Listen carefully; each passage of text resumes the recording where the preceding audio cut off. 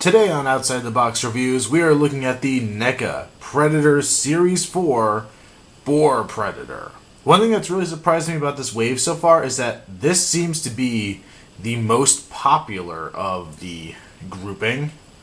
I've seen a lot of people who picked up only this guy, and he seemed to be the most sold out of the set when I went to go pick up mine at Toys R Us. I'm thinking this has something to do with the fact that he's the only one in the group with the biomask. Because, in all honesty, I feel he is kind of the boring piece of the bunch. He's still a cool figure, but he doesn't have as much going for him as the other two. So his popularity is something I can only attribute to the one discerning factor about him, which is that mask. And that mask is really well done. Looks pretty good. It's the right shape, has some nice kind of pitting to it, like it's been beat up or even just forged itself. A good coloration on it. You can even see the eyes. I don't know if it picks up on this video, but the eyes actually have the mesh screen in there, which is movie accurate for, I think, all of the Predator 2 Predators. If we take a look up here at the crest here, there's kind of some intricate markings. I can't tell if they're supposed to be markings or if they're just more wear and tear on the helmet. It's hard to tell, but it looks nice. You turn around. You can see there's a big gap up at the top here where it doesn't quite meet the contours of the Predator's head. But you can see the head underneath is fully painted, which is pretty nice. Dreadlocks are standard fare, but well done. The netting on them is okay. I've noticed, especially in this region, there's some places where it's sculpted and not painted, or painted off the line, which kind of stinks. But it's overall okay. The body doesn't have that same glossiness as the City Hunter, which is kind of disappointing. It looks a little too flat on this one. The coloration's cool. I like the red and black, or orange and black kind of deco on him. He's got his rubber shoulder pad here and another one on this side. His chest piece is also like a rubbery pelt looking thing that has a trophy going through it. It actually is sewn through the rubber piece right about here. And in the promo pictures it appears to drape a little lower, kind of like that. But the string's too short and it won't do that, which is a little unfortunate. It comes across the back here with two strings, you could say, holding it up. Like I said, I like this back coloration here, this darker Predator coloration. I don't know, I'm just enjoying the color scheme on him. The gauntlets here I'm a little disappointed in. We have the same one we have on the City Hunter, the flip panel there, which I feel is in the wrong position, and all the same details. But on this side, it's the same thing.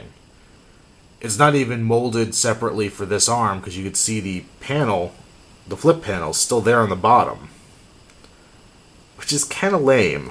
I know this guy isn't supposed to have his wrist gauntlets or whatever, but I feel like they could have just at least given us a fresh sculpt on this. It's really lazy. Have his little loincloth down here, which is another separate rubber piece. Once again, the rubber butt, which is across the line on these guys. The holster for his smart disc, which I found out after messing with my other Predator a little bit, that there's kind of a trick to getting these in.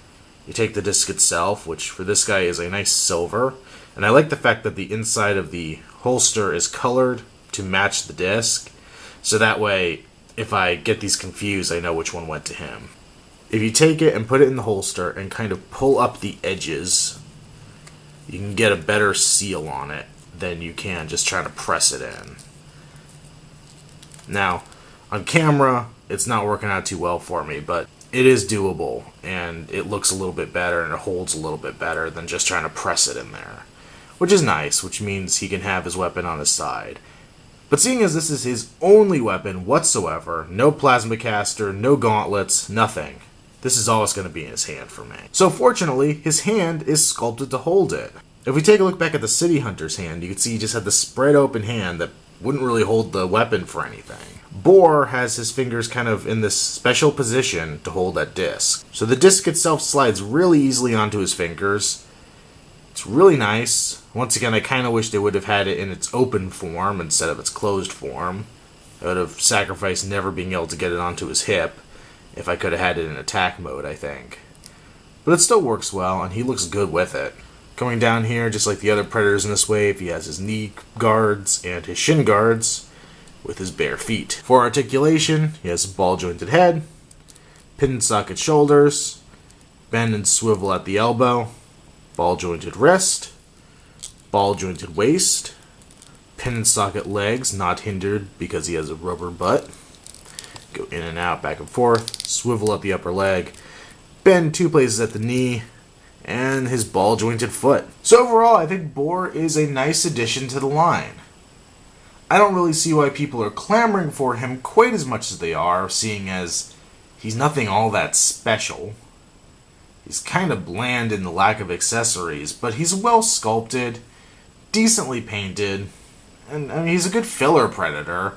This guy definitely won't be in the front lines of my display, but he'll be a nice background character for the Lost. And his mask design is cool, I gotta give him that. I think that's a big reason of his popularity. But at this point, even with the inaccurate paint, I think I'm liking the City Hunter more, just for having more things going for him. Though, I really like the fact that this guy holds the disc, so if we'd gotten his style hand as an accessory for the City Hunter, this guy probably wouldn't even be as interesting to me as he is. But he's still a fine addition. But whether to recommend him or not is a hard call. When it comes to the Predator line from NECA, I'm all in right now. I think at this point I've only skipped one of their Predator figures, which was the battle-damaged classic Predator from Predators. And that's because he only has that mask on for like 30 seconds in the movie, and I really didn't feel that was a necessary buy. But I mean, this guy's barely in the movie for 30 seconds, so I'm really having a hard time calling this one. And I think it comes down to you. Do you love these Predators? Do you need more to fill in your diorama or whatever it is you're doing with them? If the answer is yes, then I can recommend it. If you just want cool Predators, even if they're not huge in the movie or anything, you might be able to pass on this guy. He's not the greatest. He's still cool, but he's not the greatest thing. There's been another Outside the Box review, and we've got one last Predator in this wave coming soon.